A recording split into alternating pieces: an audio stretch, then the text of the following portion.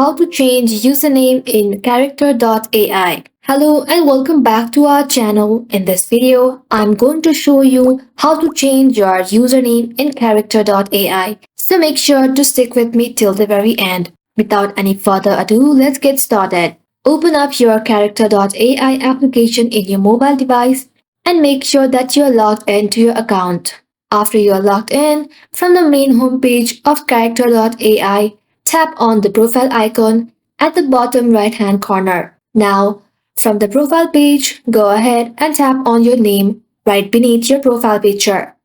Go to the username tab and here erase the current username and make sure to enter a new username which is at least 3 to 20 characters long, which contains only letters, numbers, underscores and dash. Enter your username and tap on the save button, and then you should be able to change your username in character.ai. And that is how it can be easily done. Thank you all for watching the video till the very end and stay tuned till our next upload.